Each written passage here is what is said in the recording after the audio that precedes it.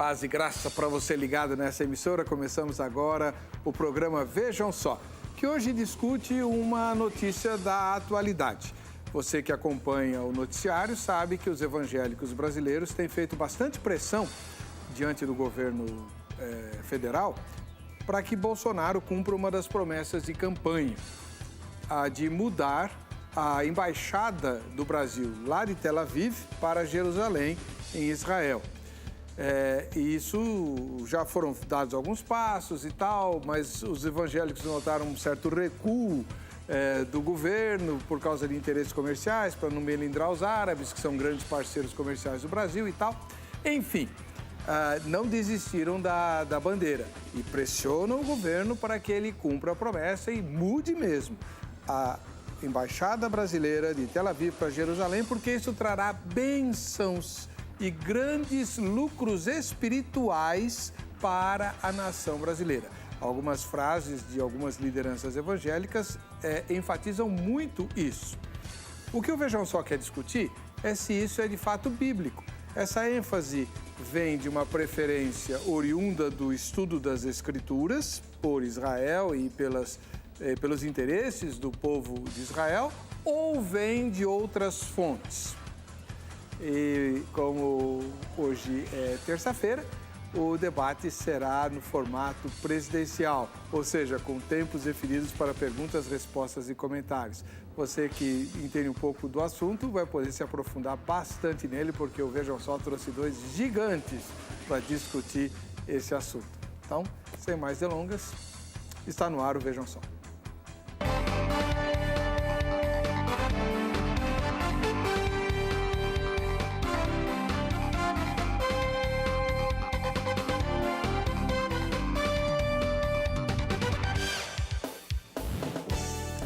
Olá, com grande alegria começamos essa edição do programa Vejam Só, um oferecimento da Academia Teológica da Graça de Deus, a Agrade. Hoje conosco o Bispo José Hildo Melo, da Igreja Metodista Livre, grande conhecedor das Escrituras e especialista, entre outras coisas, nos assuntos ligados ao fim dos tempos. Como o tema de hoje liga o fim dos tempos ao dia de hoje, né?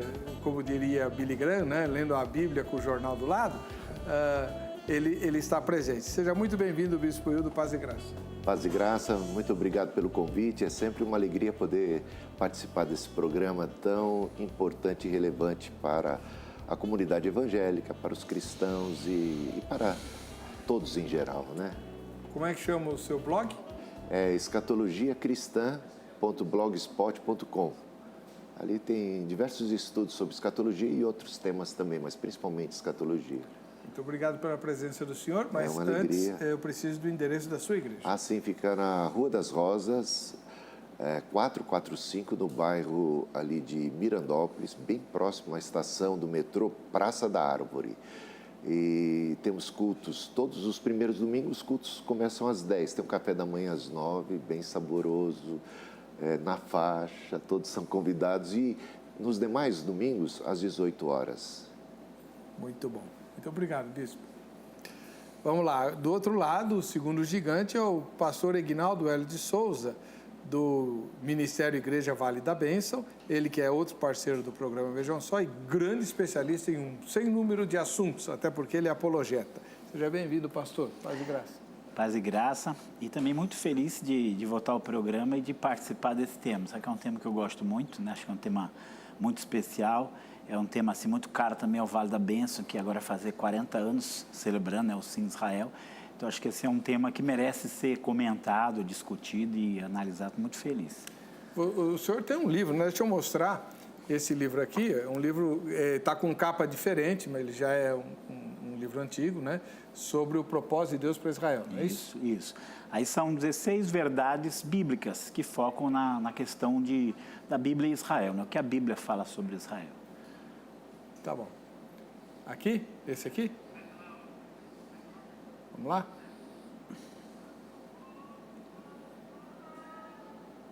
Israel, povo escolhido. Bonita capa, gostei mais dessa daqui do que da outra. Jamierson. O Jamierson?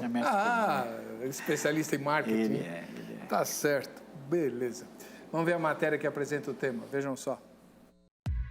A mudança da embaixada brasileira em Israel é o cumprimento de uma promessa bíblica? Ou essa é apenas uma decisão política? A Igreja brasileira deve apoiar essa decisão? Isso tem algo relacionado com a volta de Cristo? Quando o governo Bolsonaro anunciou essa medida, a Igreja Evangélica comemorou muito, como se fosse uma promessa de Deus. Mas será que é exatamente isso que deve ser feito? Dentro do pensamento teológico, temos uma divisão clara nesse assunto. A promessa bíblica de Deus da Terra Santa ao povo judeu é literal e eterna. Mas a questão é a seguinte: qual povo judeu? Para os adeptos do dispensacionalismo, o retorno dos judeus à Terra Santa, ou seja, o estabelecimento de Israel, é necessário para que comece a tribulação, período marcado por guerras e desastres naturais, durante a qual Cristo derrotará o mal e o povo judeu aceitará Jesus como Messias. Para o grupo que podemos chamar de aliancista, existe, na verdade, uma confusão generalizada sobre o moderno Estado de Israel e os judeus dos tempos bíblicos. De maneira geral, os evangélicos atualmente não conseguem separar uma coisa da outra, o que acaba gerando uma grande confusão nas interpretações bíblicas, principalmente das promessas de Deus feitas a Israel. Mas o que o Brasil pode ganhar ou perder com a intenção de Bolsonaro de seguir os passos de Donald Trump, presidente dos Estados Unidos, e transferir a embaixada do Brasil de Tel Aviv para Jerusalém? A igreja deve ou não apoiar essa atitude? Isso é bíblico? É o cumprimento de uma profecia? Fique ligado, pois esse será o tema do debate de hoje do Vejam Só. Muito bom. Dados os recados, matéria excelente que fala sobre o tema de hoje, naquele formato presidencial. Como o mais velho dos debatedores é o bispo Hildo Melo, ele vai ter agora 3 minutos, sem interrupção, para expor o ponto de vista que ele defenderá por meio das suas perguntas e comentários. Bem, começo dizendo que dizer os evangélicos é generalizar, porque de fato são os evangélicos dispensacionalistas que têm essa perspectiva de que é necessário, fundamental, a constituição do Estado de Israel, reconstrução do templo, e eles apoiam isso de uma maneira assim muito veemente. Os demais evangélicos pensam diferente. Não que eles são contra a Israel, não tem nada contra Israel. Aliás, eu até veria uma profecia de Jesus Cristo a respeito de Israel, que até contraria a perspectiva dispensacionalista. Porque se o dispensacionalista diz que é necessário a constituição do Estado de Israel, Jerusalém como capital, reconstrução do templo, para poder ter o anticristo, para poder ter, digamos assim, o arrebatamento e desencadear na sequência a grande tribulação, Jesus disse que era o contrário.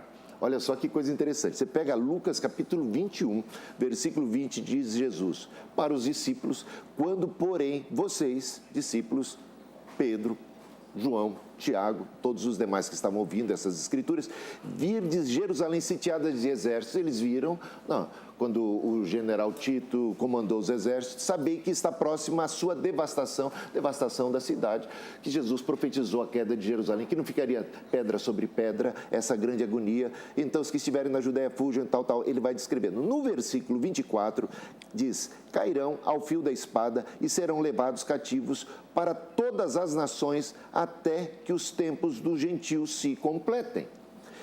Jerusalém será pisada por eles. Portanto, Jesus descreve o período da grande tribulação, dizendo que aconteceria naquela época, essa geração sofrerá isso, ele diz isso no capítulo 23, já no finalzinho, e aqui descreve o exército vindo, a destruição de Jerusalém, e a dispersão, e diz que o que tem na sequência é que os judeus são dispersos até que se complete o tempo dos gentios. Portanto, dá a entender que Cristo não vem imediatamente depois disso, dá a entender que há um período longo em que o tempo dos gentios vai se completando. E o que a gente entende que é o tempo dos gentios? É necessário que esse evangelho do reino seja pregado para testemunhar todas as nações, e então virá o fim.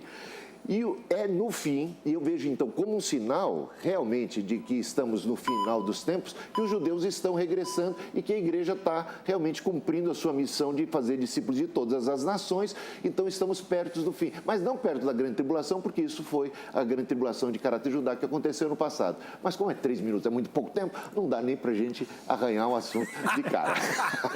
Aliás, de escatologia... É muita coisa, né? Não tem jeito, o tempo é sempre curto.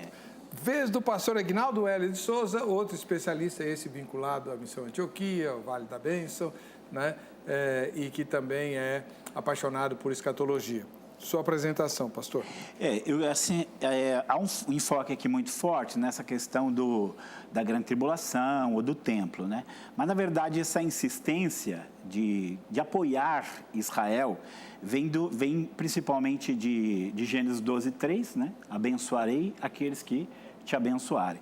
Então, assim, a nossa visão é uma visão de que quanto mais uma nação apoiar Israel, abençoar não só orando, mas realmente com atitudes, isso vai ser melhor para ela. E aí a gente pensar também, dentro dessa atitude de abençoar Israel, que você reconhecer Jerusalém como capital de Israel é a coisa talvez mais óbvia que tenha. Basta você ler Salmo 137 e você vai ver que os judeus foram apaixonados por Jerusalém e que eles, de fato, nunca se conformaram, pelo menos uma parte deles, com Tel Aviv ser a capital. Jerusalém não é a capital, não porque eles não queiram, não porque isso não seja o processo natural. Jerusalém não é a capital por insistência, digamos assim, dos inimigos que não querem. Então, essa atitude de uma nação como o Brasil, reconhecer Jerusalém como capital, que biblicamente é a capital, foi Deus que estabeleceu ela como capital, é uma atitude positiva e boa. E que, no nosso entendimento, vai trazer resultados bons para a nação.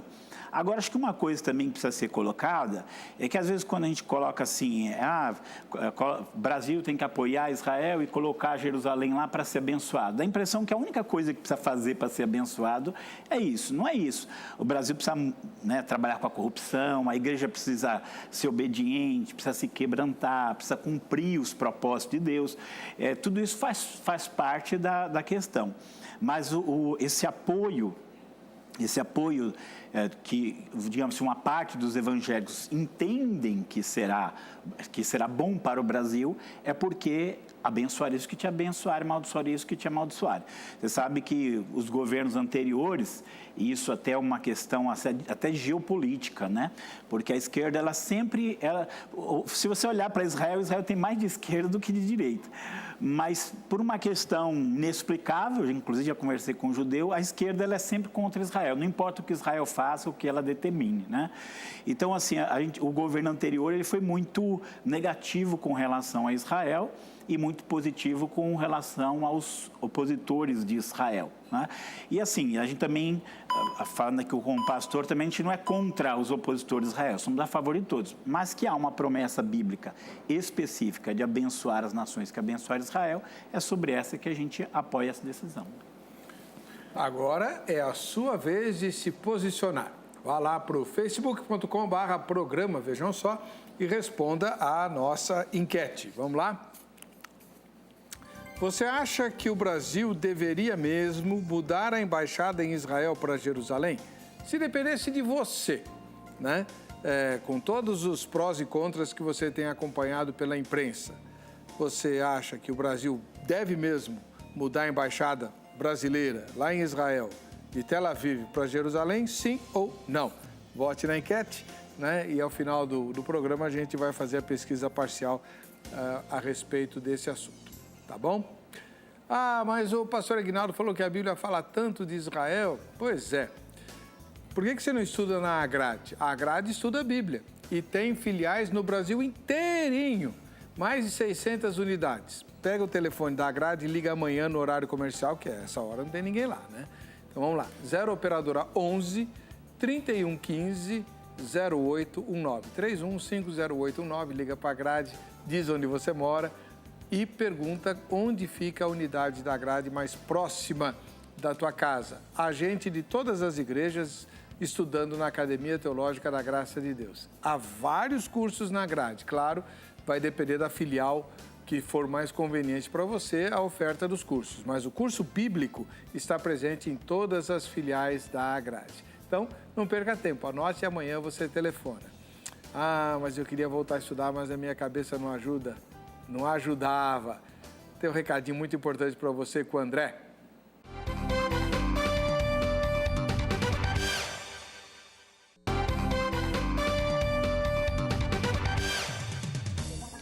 Muito bem, estamos de volta com o programa Vejam Só. Hoje um debate com tempos definidos para todas as falas, né? E o objetivo é discutir a respeito da posição bíblica e sadia sobre a ênfase brasileira em mudar a capital, mudar a embaixada do Brasil em Israel. O bispo José Eudo Melo, que preside a Igreja Metodista Livre no Brasil já há vários anos, né? Está conosco e vai fazer a primeira manifestação dele. Ele já expôs o ponto de vista dele, ele não é a favor dessa ênfase, mas ele tem que convencer o pastor Ignaldo Hélio de Souza. Vamos lá. Que não é tarefa fácil, né? Não, não é. 3 minutos para o senhor. O pastor Ignaldo está correto quando diz que devemos abençoar Jerusalém, devemos abençoar Israel, mas isso não pode ser em detrimento das demais nações e nem em detrimento da justiça. Deus é o Deus da justiça, do amor. E a questão da Palestina é uma questão muito complicada, né? E é claro que Jerusalém foi disputada já por cristãos, por muçulmanos e agora judeus. Então, eu acho que é muito precipitada a ação do Bolsonaro de querer já, como o primeiro ato de seu governo, transferir a embaixada para Jerusalém. Eu acho que o Brasil tem muita coisa para ver agora, nesse momento, né? Sem entrar no mérito da questão, eu acho que a gente está cometendo um erro assim, estratégico, nacional. Ali está metendo a mão numa cumbuca, que o negócio é muito complicado. E eu acredito, eu defendo o direito de Israel ser Estado, ter Jerusalém como capital, mas também defendo o direito do Estado palestino, até os próprios judeus reconhecem esse direito, pelo menos foram os únicos que concordaram com a proposta da ONU em 1948, os árabes como um todo reagiram ao contrário, porque senão as coisas estariam definidas. E Jesus é o príncipe da paz, eu vejo isso. Jesus disse para Pilatos, Pilatos estava muito preocupado com aquela acusação que Jesus era rei, então estaria querendo vir aqui para fazer uma espécie de revolução, estava conspirando contra o imperador, e Jesus deixou claro, ele tranquilizou Pilatos, o meu reino não é desse mundo. Quando vieram com também moeda, olha, é lícito pagar imposto, ele também não entrou nisso. Veja que Jesus, aos discípulos, ele disse: o reino de Deus não vem com a aparência física. Nem dirão ei-lo aqui ou ei-lo acolá. O reino de Deus está no meio de nós, no meio de vós. De fato, o reino que Cristo inaugurou com a sua primeira vinda é um reino que não satisfez as aspirações dos judeus que viam sempre o Messias em termos de um guerreiro, conquistador, revolucionário, como Davi, até meio sanguinário, que vai fazer uma revolução. E aí eu pergunto, quando Jesus entrou em Jerusalém, montado num jumentinho, manso, humilde, ele não estava cumprindo profecias messiânicas, que normalmente eram ignoradas, principalmente por um povo que está debaixo. Então, ele é o príncipe da paz, ele inaugurou o seu reino. Ou o problema é que a gente está esperando alguma coisa, né, um Cristo revolucionário que é parcial, que toma partido de Israel contra as nações, ou ele veio trazer justiça e paz? Como é que você vê isso? 3 minutos, pastor.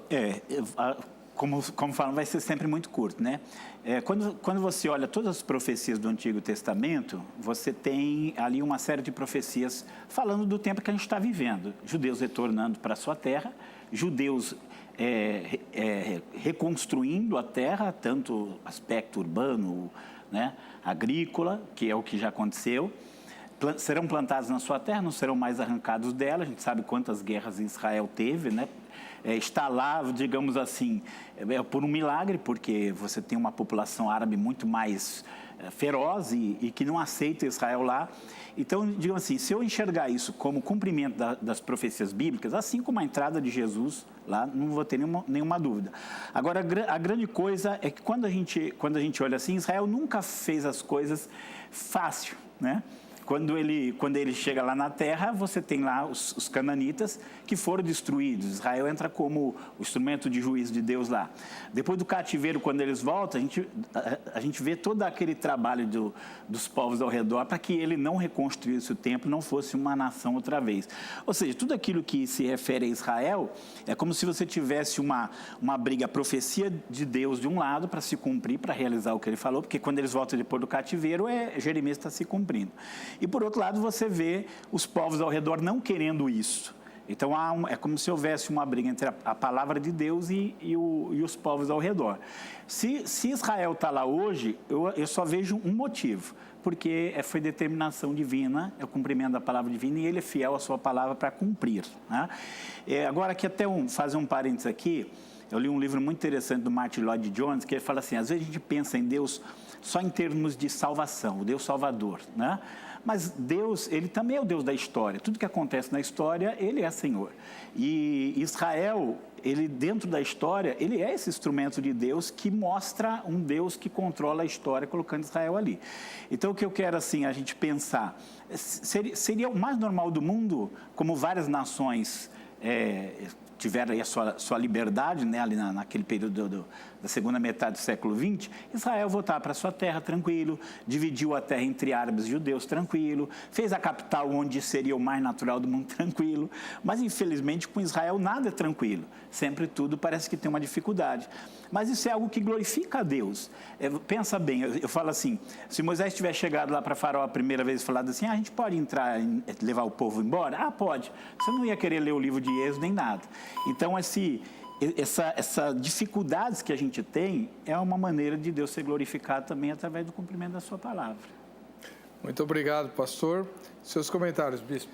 Quando Jesus entrou em Jerusalém, no domingo de Ramos, ele, contemplando Jerusalém, ele chorou. E disse, Jerusalém, Jerusalém, que matas os profetas, apedrejas, quantos te são enviados? Quantas vezes eu quis, como a galinha ampara seus pintinhos, eu quis salvar vocês, mas vocês não reconheceram. E ele profetiza a partir daí a própria destruição. Ele veio para os que eram seus, mas os seus não receberam. E há frases de Jesus tão claras como... Então ele tirou o reino deles e deu a um povo que produzisse os devidos frutos. E o que eu vejo aqui, a expectativa messiânica dos judeus, de um modo geral, naquela época e continua sendo nos dias de hoje, é desse Messias muito mais bélico, muito mais político e revolucionário e que vai dar para eles essa autonomia, essa hegemonia política que vai destruir seus adversários, seus inimigos e tudo mais, vendo muito mais da figura de Davi, um guerreiro. Se esquecendo que Davi, quando foi escolhido rei, ele foi escolhido como pastor. Ele era um pastor, pastoreava, então... e ali, nessa condição, ele foi escolhido rei. E há diversas profecias sobre o Messias que falam de um Messias que põe fim aos carros de guerra de Efraim. Quer dizer, é o Messias que põe fim aos carros de guerra do seu próprio povo. Por quê? Porque ele tem uma pegada de paz. O que Jesus falou para Pedro quando ele pegou a espada para defendê-lo? Bota a tua espada na bainha. Né? O que ele falou para os irmãos Boanerges, o João e o Tiago, quando eles queriam fazer descer fogo do céu sobre os samaritanos? Vocês não sabem de que espírito vocês são. Então, quando ele diz, o meu reino não é desse mundo, quando ele institui um reino que transcende as fronteiras geográficas, porque aí a gente vai ver a conversa dele com a mulher samaritana, em Gerazim, nesse monte, ou é em Jerusalém que se adora, a questão geográfica perdeu todo esse enfoque a partir de Cristo. Então, a parede de separação entre judeus e gentios caiu por terra. De ambos os povos, e de Cristo produziu paz. De ambos os povos, ele fez um. Então, eu vejo que Cristo, como esse príncipe da paz, quer congregar palestinos e judeus numa só família, sem fronteiras, e um mundo sem fronteiras. Então, eu vejo essa coisa dessa forma e acho muito lindo. Como Cristo é diferente de todos esses tiranos e déspotas do passado, e como o que ele propõe para nós é algo que deixou o João Batista um tanto decepcionado, né? Da outra face. Daqui a pouco eu falo do João Batista, que eu acho muito interessante a dúvida de João Batista a respeito de se ele era realmente o Messias. Muito obrigado, Bispo. Pastor Aguinaldo, sua primeira pergunta ao Bispo Hildo Melo. Então tá. Um ponto aqui, gostei muito assim, da exposição. Eu só acho que há um pouco assim confusão às vezes, porque para haver talvez essa paz, teria que os reis da terra reconhecer o reinado do Messias. E eles não reconhecem, né? Quando a gente lê o Salmo 2 é um salmo que se cumpriu, mas é um salmo que continua se cumprindo, né? Os reis da terra se amotinam contra o Senhor e contra o seu ungido. Então, assim, tanto que você tem palestinos e judeus fazendo paz, congregando junto, adorando o Messias juntos, porque é isso que ele quer. O problema é os que estão fora do corpo de Cristo, né? Esse é o problema. Então, os que estão fora do corpo de Cristo também estão, de alguma maneira, sob o controle soberano de Deus. Aí é onde entra a história das nações, né? Mas aí a pergunta que eu queria fazer, porque você tem dentro, principalmente do dispensacionalismo, você tem uma ênfase muito forte em Israel, e você tem grupos que até são bem bons, assim, escatologia, mas que às vezes não dão muita ênfase a Israel. Às vezes procura excluir o que ocorreu com o renascimento de Israel como se fosse algo irrelevante, né? Fosse algo irrelevante biblicamente, escatologicamente. Então a minha pergunta é assim, o renascimento de Israel no século passado, somado às profecias bíblicas, o que eu falo de profecia bíblica? De retorno à terra, de permanência na terra, de prosperidade. Essas profecias bíblicas, somadas com o que houve, ela não demandaria uma mudança de postura teológica, escatológica e até mesmo prática com relação a Israel? Vou pegar aqui um exemplo que eu tentei me fazer pergunta. Por exemplo, o Berkhoff, ele pega em 1938, faz a teologia sistemática dele, dizendo que jamais haveria uma nação de Israel outra vez. Essa mesma teologia sistemática, ela é reeditada em 1947, dizendo a mesma coisa, que jamais haveria um Israel outra vez. E que em 48 Israel renasce. Ou seja, ele fazia parte de uma corrente que dizia, não, Israel não tem mais nenhuma importância. E tinha outra corrente que dizia que tinha, e que Deus tinha plano, e que Israel ia nascer, e que coisas iam acontecer. Se a gente olhar hoje, não é isso que tem acontecido, essa corrente que enxerga um papel de Israel no plano histórico de Deus, ela não predomina. A gente teria que talvez, eu gostei aqui, um debatedor falou assim, talvez a gente tenha que mudar a postura. Esses dias gostei, também vi uma matéria no site da Vida Nova falando, será que a gente não teria que mudar um pouco essa postura, começar a analisar mais Israel dentro da perspectiva dos profetas, do que eles disseram, do que é compreensível? Então, talvez não tivesse essa mudança prática, teológica, escatológica. O senhor compreendeu? Compreendi. 3 minutos, Bispo. Boa parte. Bom, eu acredito que as profecias que falam no Antigo Testamento de um retorno à Terra, elas dizem respeito a um retorno à Terra quando eles estavam no exílio, da Babilônia e tal, e elas, de alguma maneira, já tiveram cumprimento. Eu entendo que dá para você tranquilamente fazer essa leitura. Eu focaria muito mais no que é que o Novo Testamento diz a respeito de Israel, porque aí a gente estaria já num outro pano de fundo, mais avançado. E o que é que Jesus falou a respeito da esperança de Israel? Ele falou da destruição do templo, mas nunca disse, não abriu a boca para dizer uma palavra a respeito de reconstrução do templo, a não ser simbolicamente a respeito do seu próprio corpo que ressuscitaria. O que foi que os apóstolos falaram a respeito da esperança de Israel? Ninguém mais do que o apóstolo Paulo, nos capítulos 9, 10 e 11 de Romanos, se debruçou sobre o assunto exatamente diante de uma comunidade cristã formada por boa parte de judeus ali, e que tinham esse questionamento, como é que fica Israel? Né?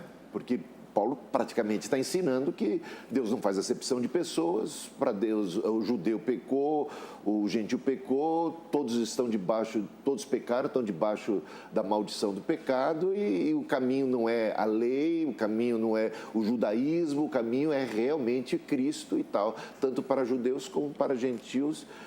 E aí, como é que ficam os judeus? E a resposta de Paulo não aponta para nada político. A esperança que Paulo ali coloca é que nos finais dos tempos, completando esse período da plenitude dos gentios, aí eu vejo Lucas 21 e Romanos capítulo 11 muito em sintonia, quando a plenitude dos gentios chega, há, por parte de Paulo, e ali a gente vê isso como profético, algo que ele enxerga, um avivamento, um despertamento de salvação de judeus, no final das contas. E ele não fala de capital, de Jerusalém. Você vai para o Apocalipse, a mesma coisa. Não há Jerusalém, reconstrução, cidades ou coisas assim, esse nacionalismo, como algo ali profetizado. Então, você não vai encontrar isso no Novo Testamento, né? Então, eu vejo dessa forma. Eu entendo que o reino que Cristo colocou, ele transcende essas questões políticas. Você veja, os descendentes de Abraão são os da fé. Então, nós também somos filhos de Abraão e herdeiros, como Romanos capítulo 4 fala. Nós somos herdeiros do mundo, descendentes de Abraão. Ele fala que Deus prometeu a Abraão um mundo e não apenas uma Palestina, uma Canaã. Então, essa coisa amplia-se e os mansos é que herdarão a terra, né? Então, eu vejo essa coisa muito mais, foge à questão geográfica, política e no Novo Testamento. Obrigado, Bispo. Pastor Aguinaldo, seus comentários. Isso que é o que normalmente acontece assim. As pessoas gostariam que tudo que foi falado no Antigo Testamento fosse repetido no Novo, né? E nem sempre você tem necessidade de repetir. Isso aí é muito uma questão hermenêutica. Então, assim, você entender assim, quando os profetas dão as suas profecias lá no Antigo Testamento, o que eles disseram, o que eles queriam dizer. E, sem dúvida nenhuma, você vai enxergar ali muitas coisas que se cumpriram já literalmente na história de Israel e coisas que ainda que vão se cumprir. Então, assim, de repente parece que chegou o Novo Testamento, você tem que jogar tudo aquilo fora e do jeito que falou ali não é válido. O que acontece quando os discípulos perguntam ali em Atos 1, 6 e 7, Senhor, restaurarás tu nesse tempo o reino a Israel? E aí ele fala o quê? Ele não fala assim, esquece esse assunto, ele não fala isso. Ele fala assim, não vos compete saber os tempos e as estações que o Pai estabeleceu pela sua própria autoridade. O que vocês têm que fazer agora? Vocês vão ser cheios de poder, vocês vão para o mundo, vão pregar o Evangelho, né? Então, agora é o que vocês têm que ocupar agora, porque aquilo não é ocupação. Então, não significa que aquilo lá não tem mais nenhuma importância, significa que agora a tarefa da igreja é realmente pregar e vir em salvação. Então, digamos assim, que aquelas promessas de Deus para Israel, elas continuam. E quer ver pegar assim uma coisa curiosa, né? O Daniel 9:27, ele fala do anticristo, que ele faz uma aliança, que no meio da semana ele vai e coloca a abominação desoladora no templo. Se você for ver a história de Israel, você pode encaixar isso na história do Antíoco Epifânio, ali dos Macabeus, tranquilo, isso aconteceu.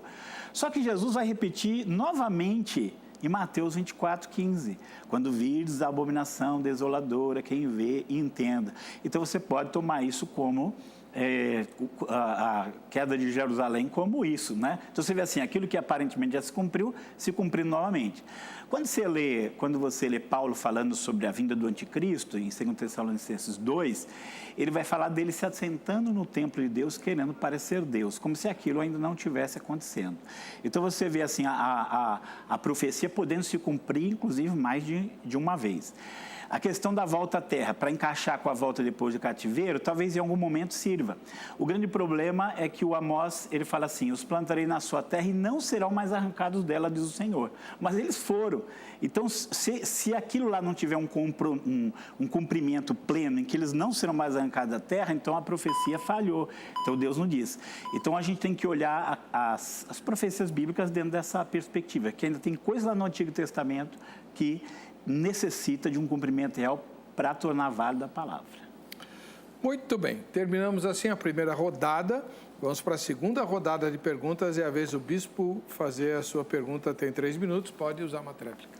Eu concordo que uma profecia pode ter duplo cumprimento, como aconteceu no caso da profecia de Daniel, que se cumpriu na época de Antíoco Epifânio, dos Macabeus ali, aquele conflito todo, e depois, posteriormente, como Jesus mesmo profetizou naquela geração, o general Tito entrando, profanando o templo, destruindo, mas o que Paulo fala ali em Tessalonicenses, ele fala antes, né, dessa entrada do general Tito, ele possivelmente estava apontando para que esse evento tinha que necessariamente acontecer antes do fim, ou seja, a manifestação do iníquo teria que necessariamente acontecer antes da segunda vinda de Cristo. E os tessalonicenses cristãos ali não precisariam ficar assustados, porque isso, a manifestação do iníquo e nem a apostasia tinham ainda acontecido, portanto, Cristo não poderia ter regressado e nem o arrebatamento ter acontecido, a nossa reunião com ele, sem que esses dois eventos acontecessem. Uma pergunta que eu quero agora fazer para você, pastor Ignaldo, é a respeito do seguinte, quer ver? Está aqui, deixa eu ver onde que eu anotei. Como é que a gente consegue conciliar toda essa disputa, que é uma disputa política, né?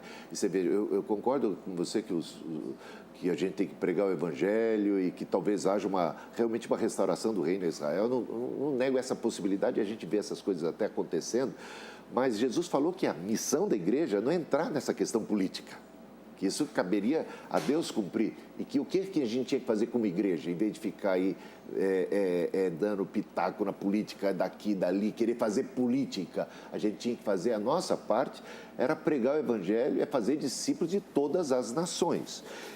Quando a gente vê essa disputa, essa peleja, esse conflito que é um conflito armado, que é um conflito pesado, que envolve guerra, que envolve morte daqui e dali, como é que a gente consegue conciliar isso com as bem-aventuranças do reino tão, assim, veementemente proclamadas por nosso Senhor Jesus Cristo? E os bem-aventurados quem são?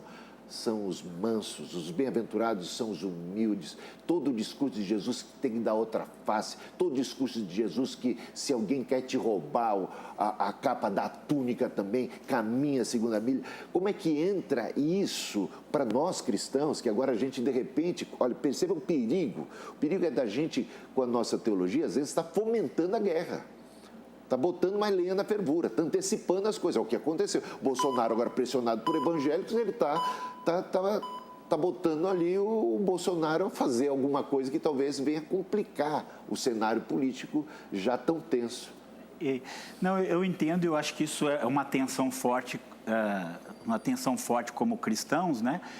Até eu penso assim, qualquer guerra, eu acho que é difícil a gente como cristão, como que nós podemos ver as coisas. Vamos imaginar que, de repente, o Maduro resolve invadir o Brasil e derrubar o Bolsonaro do poder e tudo. Qual seria a nossa posição como cristão? Então, assim, a gente dá muita aula de teologia, às vezes a gente tem que lidar com essas questões, né? E eu falo assim, é uma questão muito difícil pelo seguinte, por exemplo, o Sermão do Monte. Se alguém bater na minha face, tem que dar outra. Se roubar minha túnica, eu dou a capa. Eu posso transformar isso numa legislação de um país? A partir de agora é obrigatório. Não, isso é uma coisa muito pessoal minha como cristão, né? Isso é uma coisa pessoal minha como cristão. Então, como cristão, eu vou fazer isso, não vou ter essa atitude. Agora, nós estamos falando de políticas internacionais, nós estamos falando de decisões. Por exemplo, já me perguntaram, o Brasil deve, se de repente tem um plebiscito, deve entrar lá na Venezuela para salvar o pessoal lá, fazer guerra contra a Venezuela? Isso, nós, como cristão, nós entraríamos num conflito ético, né? Eu devo simplesmente ser passivo, deixar que as pessoas lá fiquem morrendo na condição que está, ou não, eu tenho que ter uma postura. Então, a gente está no mundo, a gente acaba tendo que se posicionar a respeito de certas coisas. Então, digamos assim, eu vou até falar uma frase do Ben Gurion, né? Ele falou assim para os árabes, se os árabes quiserem paz, os árabes terão paz. Se os árabes quiserem guerra, eles terão guerra. Mas paz ou guerra eles só vão poder ter com Israel. Então, mais ou menos assim, se pudesse fazer a mudança da embaixada para Jerusalém sem nenhum conflito, é isso que seria o ideal. Agora também assim, vamos perguntar, fala de justiça, é justo que um país autônomo não possa escolher o lugar da sua própria capital, que ele tenha que estar sujeito, porque assim, as pessoas não sabem, mas os árabes fizeram muitas pressões, inclusive com petróleo, sobre as nações ocidentais que apoiaram Israel. A década de 70, o preço do petróleo foi lá em cima porque eles fizeram pressão contra, inclusive embargo com os Estados Unidos e Holanda, porque estava apoiando Israel. Então a gente pensa assim, onde está a justiça? O que Israel quer, vou falar assim, qual é o erro de uma nação autônoma que basta você ler a Bíblia, creia você em profecia ou não, mas vamos lá, que lê a Bíblia, sabe que ali é a terra deles, que eles sempre tiveram ali como capital e que eles querem colocar lá. Tem alguma maldade nisso? Não, a única maldade nisso é que você torna o outro mal porque eu não aceito o que você faz. Então a gente também tem que pensar isso. Não se alguém fizer a guerra, ele não fala assim, vou fazer guerra para colocar a capital aí. É os outros que estão fazendo guerra para quem fizer. E se a gente pensar bem, falaram tanto do Trump pôs e ninguém falou nada. Isso foi quando Israel renasceu, isso foi na Guerra dos 6 Dias. Então, a gente também tem que ver esse outro lado, né? Muito bom. Seus comentários, Bispo. Tudo bem que as nações não possam colocar em prática isso, né, politicamente falando, nos dias de hoje e tal. Mas, como cristãos, incentivar um conflito, fomentar um conflito é que eu acho que é preocupante, né? Nós, como cristãos, de repente, por causa de uma ideologia ou de uma maneira de enxergar as coisas, de ver o direito, a gente toma um partido de Israel em detrimento dos palestinos. Na decisão de 48 foi dividido Jerusalém, uma parte era para ser do território palestino. Se aquelas coisas fossem consolidadas, então teríamos também um Estado palestino com uma capital, Jerusalém, dividida ao meio, digamos, uma parte oriental para um lado e a outra ocidental para outro lado. Então, o que eu vejo que Cristo, como príncipe da paz, quando ele estava aqui, olha a decepção, aí vamos entrar no João Batista. O João Batista batiza Jesus. Toda a expectativa de João Batista, também como judeu, era de que vamos ter a revolução. O primeiro ato depois dele batizar Jesus é lá confrontar o rei Herodes. Né? Ele está batendo de frente com o rei Herodes. Ele vai para a cadeia. O que ele está esperando? Que Cristo vá libertá-lo da cadeia. Cristo não o liberta da cadeia. Ele está esperando notícias a respeito da revolução que Jesus está promovendo contra o Império Romano, contra esses opressores. É o Messias, é o tempo de restaurar o reino a Israel, e isso não vai acontecer sem um conflito armado. E é o que eles esperam, é um Messias bélico, tipo rei Davi, que lidera exército. Como isso não acontece, ele vai perguntar, através dos seus discípulos, perguntar para Jesus... Pergunta lá para Jesus se é ele que devia vir ou se temos que esperar outro. E a resposta de Jesus é, olha, diga para ele que os cegos estão enxergando, os mudos estão falando, os surdos estão ouvindo e aos pobres está sendo pregado o evangelho. E isso era sinal do reino. E aí cai a ficha para o João Batista, é ele, só que eu estava esperando que Jesus entrasse em Jerusalém, não no jumentinho, que ele entrasse em Jerusalém, arrebentando a boca do balão, já promovendo a revolução. Mas veja, Jesus falando, meu reino não é desse mundo, aqui eu não sou, não vem com aparência física, é como um grão de mostarda pequeno, ele se espalha. Então, a paz e o reino, essa influência do reino, ela é de caráter espiritual e ele vai se espalhando e ele vai alcançando cada vez mais países, porque a missão da igreja é fazer discípulos das nações, né? Nações como discípulos de nosso Senhor Jesus Cristo, eis-nos aqui nessa missão. Bom, pastor Aguinaldo, sua segunda pergunta. Eu só queria falar assim, que às vezes quando a gente fala assim de Israel e enfatiza algumas coisas de Israel, dá a impressão que a gente jogou tudo mais fora. Não. As missões têm predominância, pregar o evangelho, né, tem predominância na missão da igreja. Então, eu que falo muito de Israel, eu falo assim, você não precisa pegar Israel e colocar a sua pauta toda dele, coloca na pauta, mas você não pode colocar nem no centro, porque o centro é Jesus. Então, a grande coisa assim, o centro é Jesus, mas não significa que dentro da pauta de Deus não tem um espaço para essa etnia que ele escolheu, que é Israel. E aí aqui Tinha outra pergunta, fiquei na dúvida com a das duas, mas eu queria compartilhar essa aqui.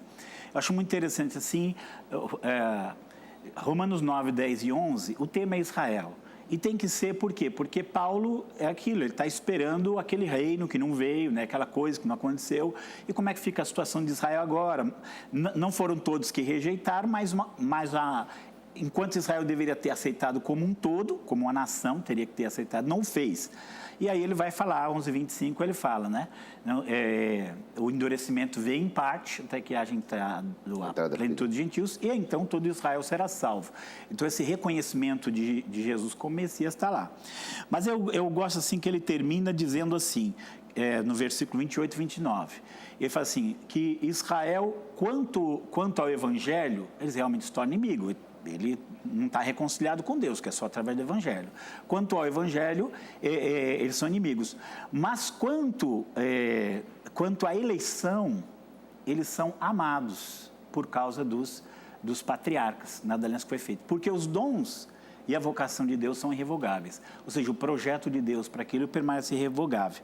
E aí eu penso, se uma atitude pró-Israel por parte da igreja não seria o mais natural, inclusive entender assim, dentre a aliança que Deus faz com Abraão, estava a promessa da terra, o Salmo 105, 10 e 11 fala, inclusive, que é uma promessa eterna. Então, assim, a gente não quer guerra, ou fala assim, eu quero que ele entre lá e mate todo mundo, não era nada disso. Tanto que, assim, as pessoas precisam entender, quando a partir em 1947, o ONU fala, esse pedaço é Israel, esse pedaço é árabe. Pronto, está resolvido, Israel está bom. E era um pedacinho bem menor que hoje. Eu falei, não, de jeito nenhum, vamos matar você, acabar que vocês vão ficar aqui. Então, assim, se essa briga não foram eles que começaram. A partilha foi, se lá foi justa, aí também não sabem, né? E ainda fala assim também, pastor, detalhes desse processo a gente não sabe, mas a gente, como igreja, deveria ter uma atitude mais pró-Israel, visto que Deus tem, conforme... O que eu vejo Paulo ali em Romanos capítulo 9, falando pró-Israel, ele ora por Israel.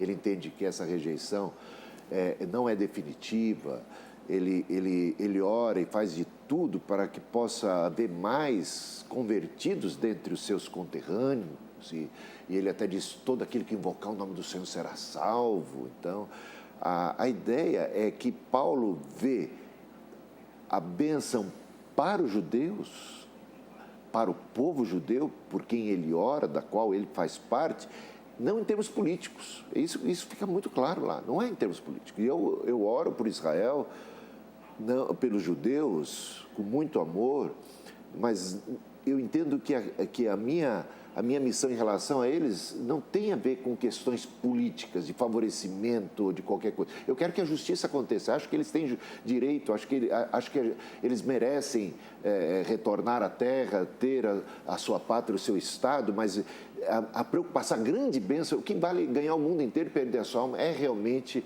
a salvação de sua alma, é reconhecer Cristo como Messias, e Paulo fala disso como uma esperança, e essa esperança passa pela igreja, passa pela plenitude. Então, todo o antissemitismo é uma coisa horrenda no cristianismo, né? Por parte de cristãos ao longo da história, ou de não cristãos, essa coisa horrenda que a gente tem que realmente acabar com isso. Mas também o sionismo, ou assumir um partido e a defesa dos judeus em detrimento da justiça, em detrimento da paz, também seria um outro erro, né? E eu acho que o melhor é realmente entender que Jesus Cristo veio derribar a parede de separação, a inimizade que havia e que, inclusive, hoje ainda se vê entre judeus e gentios, toda essa contrariedade, toda essa coisa turbulenta. E quem é que tem proposta para isso? É nosso Senhor Jesus Cristo. Quem é que se deu? Quem é que é judeu, em primeiro lugar, né, que veio para os que eram seus? E eu vejo que os cumprimentos proféticos em relação a nação de Israel e até a terra, como você colocou aqui, ela se cumpre numa Jerusalém celestial. Nós, como cristãos, o que é que nós esperamos? o retorno de Israel para sua terra. Não, nós esperamos novos céus e nova terra, nova Jerusalém. Jesus foi preparar o quê? Lugar. Ele foi preparar Nova Jerusalém. Ele disse para os discípulos que quando ele voltasse, ele não disse que eu vou reinar em Jerusalém. Ele disse, quando eu voltar, eu vou levar vocês para a terra que eu estou construindo para vocês, que é a Nova Jerusalém, que é o novo céu. Então eu vejo nisso um cumprimento espiritual muito mais forte do que um cumprimento territorial. E eu poderia falar de Hebreus 11 mais adiante, para complementar essa ideia. Pastor Aguinaldo?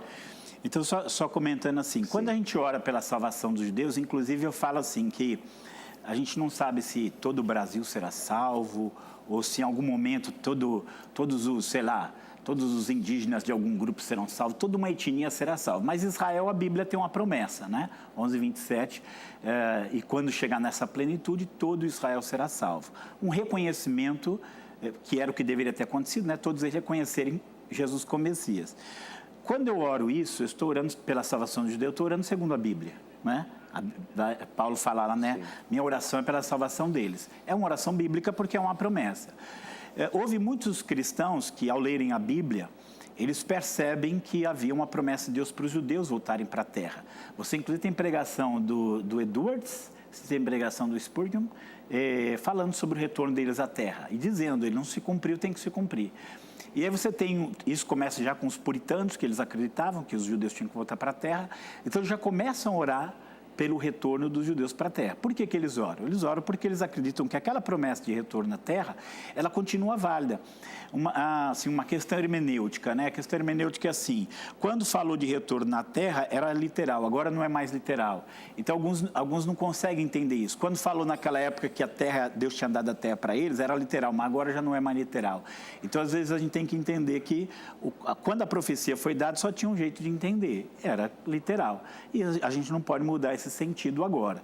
Então, o que eu quero dizer assim, quando a gente ora do retorno para a terra, é o quê? É baseado na promessa bíblica.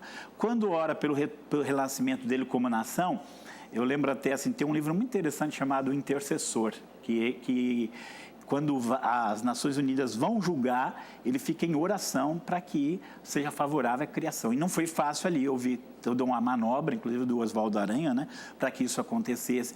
Então, quando Israel entra na terra, ganha a terra ali, eles entendiam que era um resultado da oração. Quando renasce como nação, em 14 de maio, é Isaías 66:8 se cumprindo. Só que aí a questão, tudo isso aqui foi tudo legal, a ONU foi, aprovou. Qual é o problema? É um povo que está disperso, precisa de uma terra. Não seria bom que os curdos tivessem um espaço para... Então, é justo.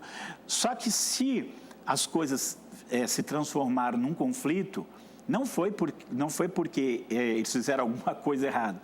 É porque os que estão lá não aceitam a existência dele. Então, você tem, assim, é o direito deles como nação. Agora, que as nações vão se voltar contra Israel, a gente também sabe que isso também é bíblico. Só pegar Zacarias 14, Joel 3.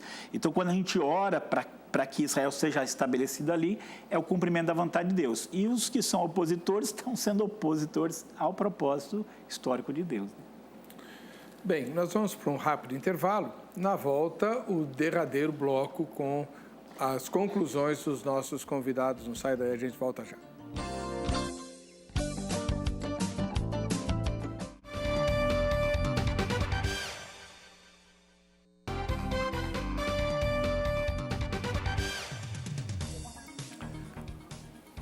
Vejam só, dessa noite discute-se a ênfase de boa parte dos evangélicos sobre o governo brasileiro para que ele mude a embaixada brasileira em Israel, de Tel Aviv para Jerusalém, se essa ênfase é bíblica e sadia. O bispo José Hildo Melo, da Igreja Metodista Livre, diz que não. E vai ter agora 5 minutos para apresentar suas conclusões, seus últimos, enfim, sua reflexão final. Essa proposta, essa insistência dos dispensacionalistas em priorizar Israel político e nacional, em tomar partido, em fazer política, porque estão realmente fazendo política pró-Israel nesse sentido, não encontra base bíblica no Novo Testamento. E aqueles textos que falavam sobre o retorno da terra, que temos no Antigo Testamento, eles já se cumpriram com o retorno para Israel depois, né, na época de Neemias, de Esdras, depois do exílio babilônico, né? E o que a gente vê é que Cristo veio para os judeus, em primeira mão, sendo eles judeus, e os judeus não o receberam. E o que acontece é que há sempre um remanescente de Israel fiel.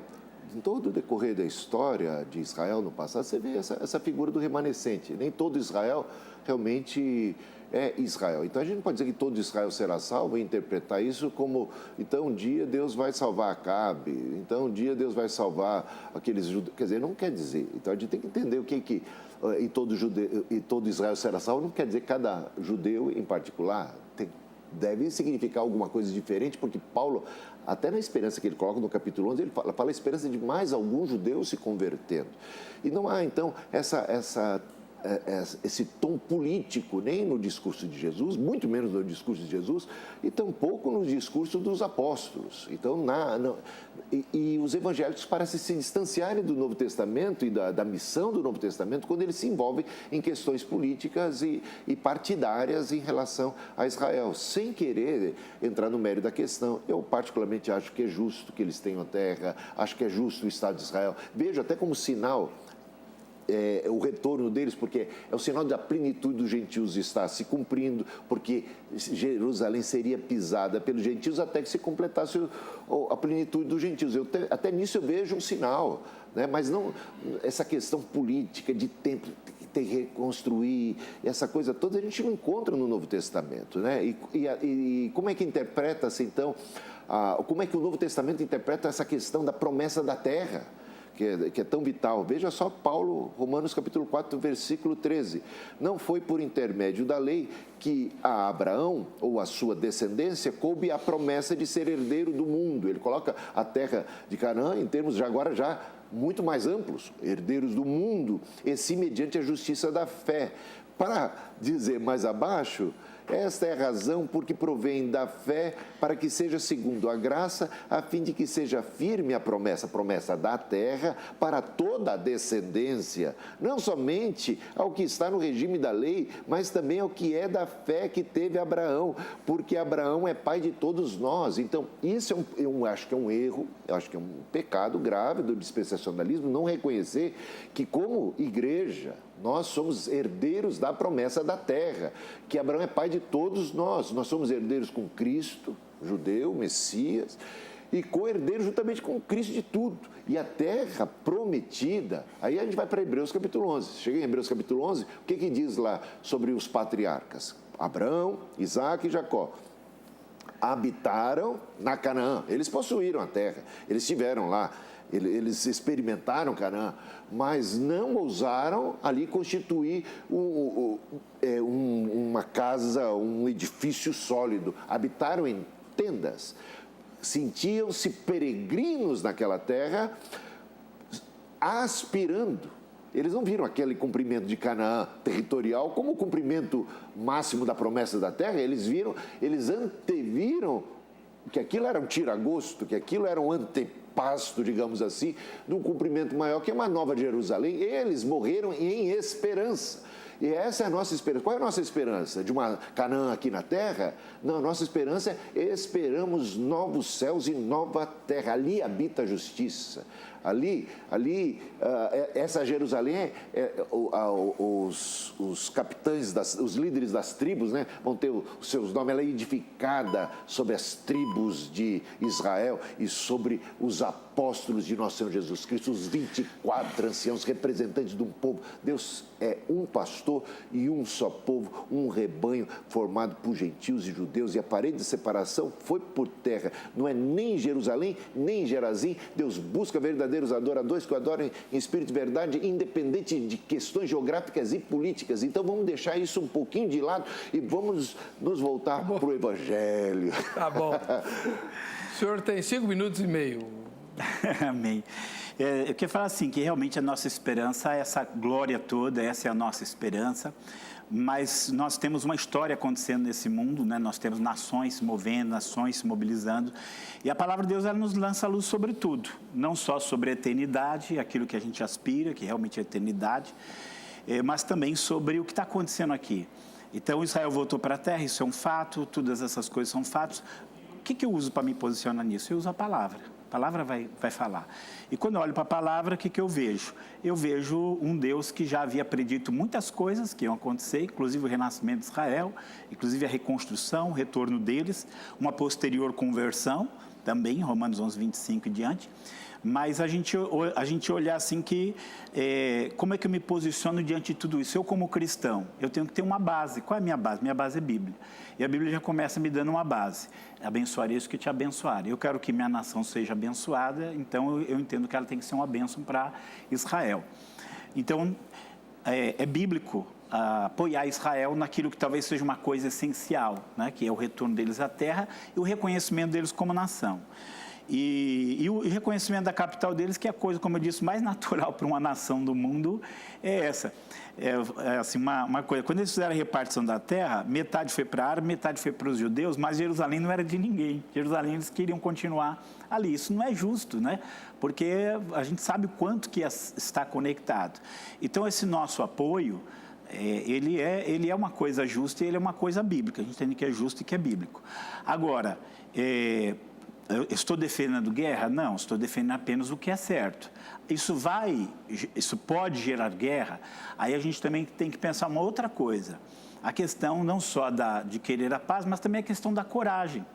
Porque às vezes assim, o outro lado está dizendo assim, não, eu não vou deixar eles fazerem isso aqui, eu não vou. E qual tem que ser a atitude nossa? Defender um recuo?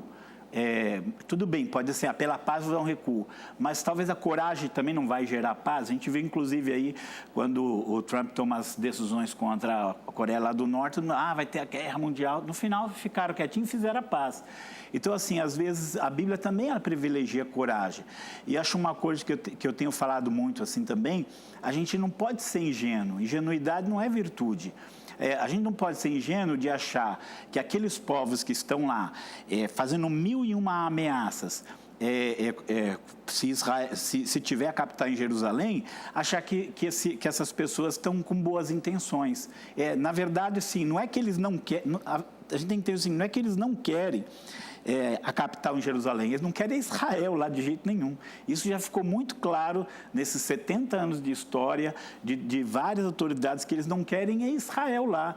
Então, assim, para eles, o fato de Israel agora poder escolher sua própria capital, para eles é como se fosse assim, um passo a mais, um passo contra o projeto deles de retirar Israel de lá. Então, a gente tem que pensar também, a gente tomar essa postura, ou apoiar uma postura, nós como cristãos, não, vamos apoiar uma postura, não, para não ter guerra, assim, para não ter guerra, tira Israel de lá, porque era o único jeito de não ter guerra. Vou falar assim, para não ter guerra, elimine Israel, porque foi o que sempre as nações quiseram fazer, acabar com os judeus, né?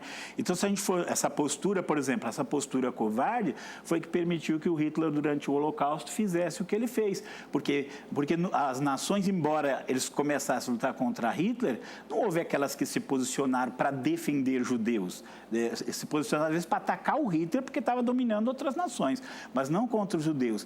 Então, a gente tem que pensar também se uma postura, não vamos pôr Jerusalém lá para não ter problema, isso também não é, na verdade, um amor à paz do cemitério, né?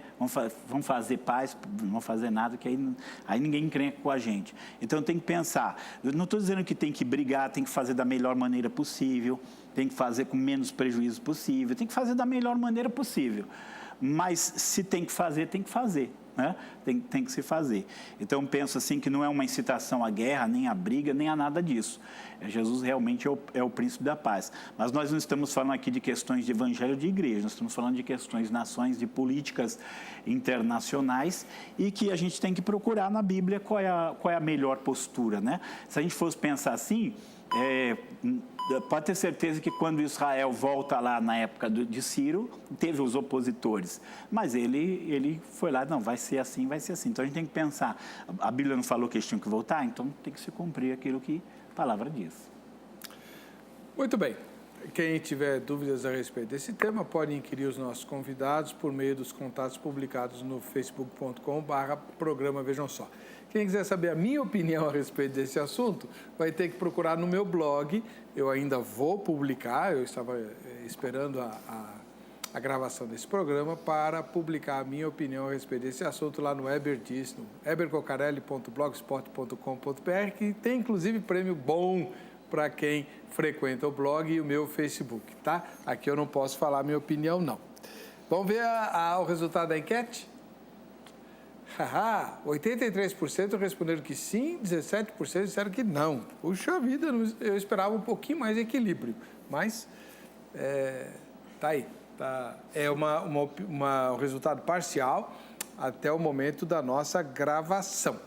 Isso pode mudar depois, né? Se você, depois da exibição do programa, se você consultar, o resultado pode ser diferente. A gente se vê no próximo Vejam Só. Deus abençoe.